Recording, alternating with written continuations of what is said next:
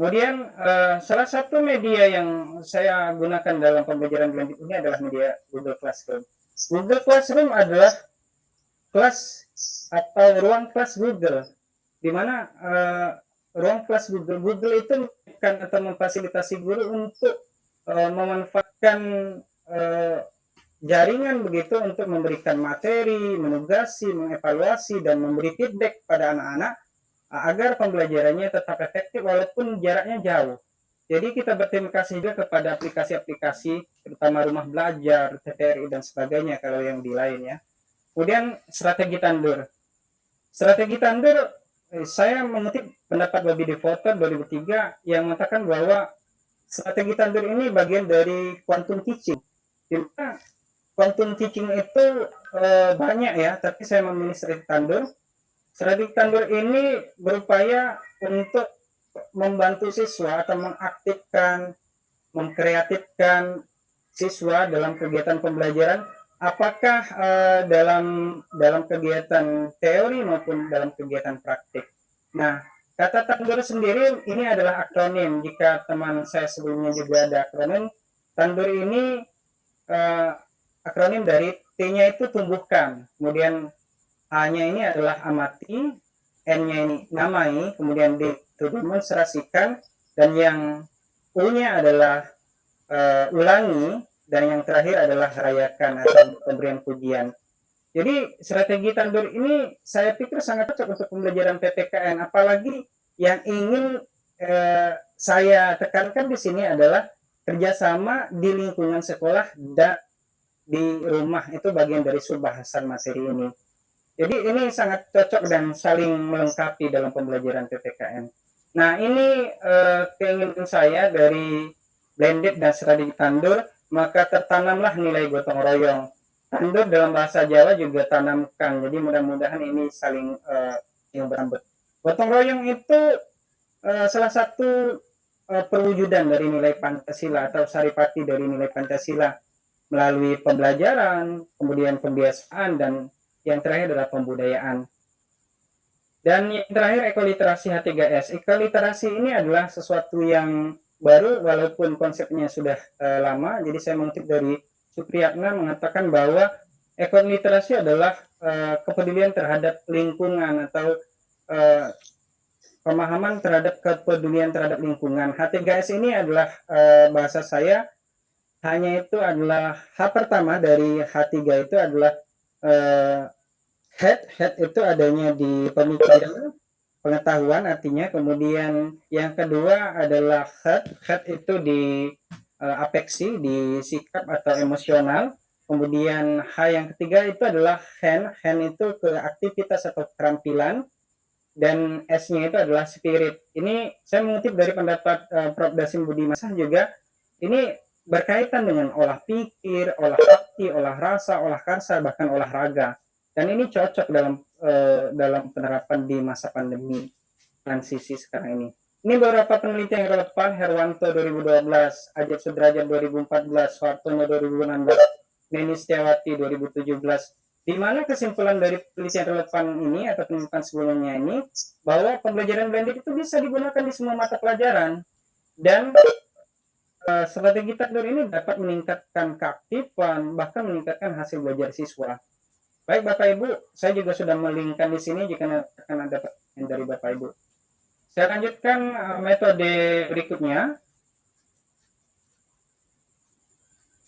bahwa untuk menyelesaikan masalah ini saya harus menggunakan metode best practice. Yang saya gunakan adalah mengacu pada pendekatan deskriptif kualitatif Huberman begitu ya, dengan triangulasi data. Kemudian bagaimana penyelesaian masalahnya? Yang pertama saya merancang atau menyusun RPP, kemudian melakukan tindakan dengan memotivasi di dalam kegiatan pembelajaran atau mendahului kegiatan pembelajaran. Walaupun jarak jauh tetap seperti itu. Setiap kegiatan awal kami berdoa dengan anak-anak, lalu saya sampaikan melalui teks atau melalui voice begitu, terkait dengan motivasi dan sebagainya. Lalu pengamatan, penugasan membantu orang tua, aktivitas lainnya, dan langkah selanjutnya adalah refleksi. Refleksi ini memberikan pujian terhadap tugas yang dikerjakan oleh siswa. Kalau tadi rayakan kalau di Tambornya. Bapak Ibu, ini titik tekan dalam best practice saya, bahwa fokus best practice ini ada tiga. Ada tiga fokus best practice. Yang pertama, bagaimana saya bisa membangun pengetahuan siswa. Membangun pengetahuan siswa lebih mudah karena siswa memiliki banyak sumber pendukung, misalnya buku teks, lalu materi yang bisa di-searching di internet, dan materi di WA ataupun blog pribadi yang saya berikan ke anak-anak. Yang untuk membangun pengetahuan siswa ini saya pikir masih relatif mudah. Kemudian bagaimana fokus yang kedua, mengubah kesadaran atau membangkitkan kesadaran siswa. Ini selalu berulang saya menyampaikan ke anak-anak, bagaimanapun keadaan kita dan kondisi saat ini, kita harus tetap mengutamakan kerjasama. Walaupun kita sudah dibatasi, tidak bisa seperti dulu lagi yang bebas untuk melakukan kegiatan.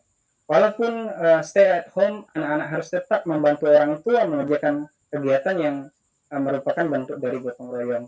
Kemudian fokus yang ketiga adalah memberikan pembiasaan siswa. Membiasakan sesuatu yang baru bahkan bermanfaat itu butuh waktu dan butuh proses.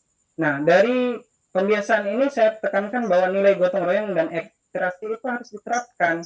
Bahkan tadi Dr. Praptono di awal mengawali materi bahwa pembiasaan, apalagi nilai gotong royong, itu memang harus diutamakan kegiatan pembelajaran yang dilakukan oleh siswa, terutama aktivitas hand dan keyakinan atau spirit siswa. Nah, hal yang sudah baik yang sudah dilakukan oleh siswa itu harus dipertahankan dan harus dilanjutkan. Ini menjadi bagian dari tujuan best practice ini juga. Selanjutnya Bapak Ibu, kita ke hasil dan pelaksanaan, masih ke pengumpulan dan analisis data. Dalam bagaimana cara saya mengumpulkan dan menganalisis data, maka teknik pengumpulan data yang saya gunakan, yang pertama observasi. Walaupun observasi yang pertama saya lakukan adalah dari apa yang biasa dilakukan oleh siswa, dari catatan sikap spiritual dan sikap sosial yang menjadi pegangan saya sebagai guru. Kemudian tes ini melalui ulangan atau melalui penilaian harian online, lalu wawancara melalui wawancara yang diacak kepada siswa dan orang tua, lalu dokumentasi melalui foto, video, dan sebagainya dalam siswa belajar mengerjakan tugas, sampai kecakapan hidup mereka ketika mereka BDR di rumah. Lalu bagaimana saya menarik analisis datanya? Maka triangulasi data, saya mulai dengan reduksi data, dimulai dengan memilih data yang dipilih adalah hasil yang bentuknya catatan lapangan, catatan selama saya memberikan pembelajaran daring. Kemudian penyajian data, saya menyajikan data yang terkait dengan penanaman nilai gotong royong dan ekoliterasi. Lalu saya menarik kesimpulan dari pembelajaran daring. Sebenarnya tidak menjadi kesulitan, karena juga di sekolah kami data-data tentang pembelajaran daring itu dilaporkan secara rutin gitu. Nah, ini sudah mulai berpikir bagaimana caranya nanti menganalisis data. Bapak Ibu, saya lanjutkan. Yang berikutnya adalah hasil dan pelaksanaan.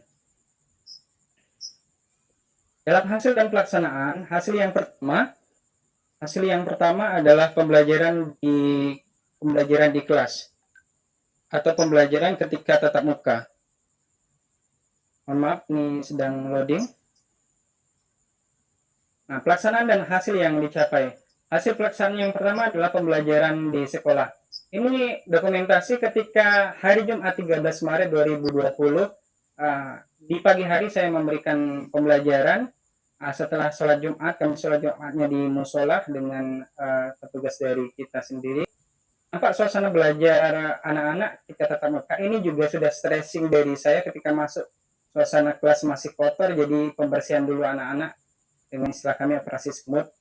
Lalu saya mengelompokkan anak-anak ke dalam 4 kelompok besar sesuai dengan materi yang akan dipraktikkan dan diskusi tentang kerjasama dalam berbagai kehidupan nantinya. Nah, ada pertanyaan, lalu keluar instruksi Bupati Kabupaten Ogan Ilir bahwa untuk semua sekolah di Ogan Ilir itu BDR atau stay at home. Jadi mau tidak mau ketika itu saya mengadakan rapat langsung dengan guru-guru dan setelahnya mengumpulkan perwakilan siswa, mewakili ibu kepala sekolah karena sedang tugas di luar. Jadi saya berinisiatif langsung mengeluarkan surat pemberitahuan kepada anak didik kami dari kelas 7 sampai kelas 9. Bapak Ibu, di sebelah adalah PJJ daring yang dilaksanakan di rumah. Dari dokumentasi yang pertama di PJJ daring ini adalah terlihat Trinian Zahrani sedang belajar didampingi orang tuanya. Ini sedang mengerjakan tugas yang beri dalam bentuk online ya. Kemudian sebelahnya juga Yovanka didampingi orang tuanya sedang menunjukkan hasil kreativitas dalam bentuk poster kampanye begitu ya, bersama mata rantai tetap di sentra. Lalu tema-tema yang lain anak-anak bisa memilih apakah pakai masker, tetap di rumah dan sebagainya. Hasil pelaksanaan yang media Google Classroom di awal sudah saya sampaikan tadi, anak-anak seminggu sebelum BDR saya sudah memberikan kertas untuk diisi oleh anak-anak yang berisi Google, email dan nomor WA mereka.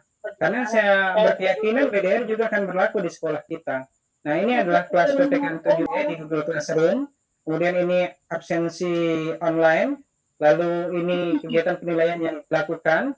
Dan yang terakhir adalah suasana ketika anak mengikuti pembelajaran dan ujian secara daring. Bapak Ibu, yang ketiga adalah hasil pelaksanaan. Yang ketiga ini lebih fokus pada nilai gotong royong dan ekoliterasi. Nilai gotong royong dan ekoliterasi itu tidak sebatas di kertas. Kalau sebatas di kertas tanpa aplikasi itu tidak berhasil menurut saya. Maka praktik gotong royong dan ekoliterasi yang ditunjukkan oleh siswa di sini Ajeng kelas 7E ya, membantu orang tua menyapu, kemudian menjemur pakaian, lalu ada kegiatan juga berkaitan dengan kecakapan hidup. Kalau yang ini beternak, ada juga yang berjualan kemplang dalam bahasa kami ya. Kemudian ini Danang Pratama, Pak tidak bisa mencuci, tapi saya bisa menjemur. Jadi ini kegiatan ketika dia menjemur pakaian sendiri. Selama ini semua kegiatan itu diserahkan ke orang tua, terutama ke ibu.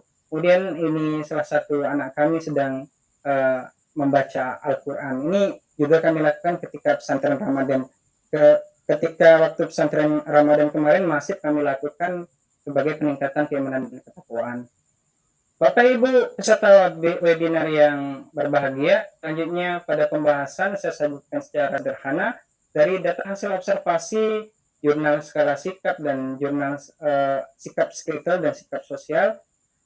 Terlihat hasilnya ada 26 untuk jurnal skala sikap spiritual yang menunjukkan sikap baik, dan jurnal sikap sosial ada 22 siswa 66,67 memiliki sikap sosial baik. Ini juga sebagai pengamatan sebelum dan ketika pembelajaran daring dilaksanakan. Ini data tes hasil belajar.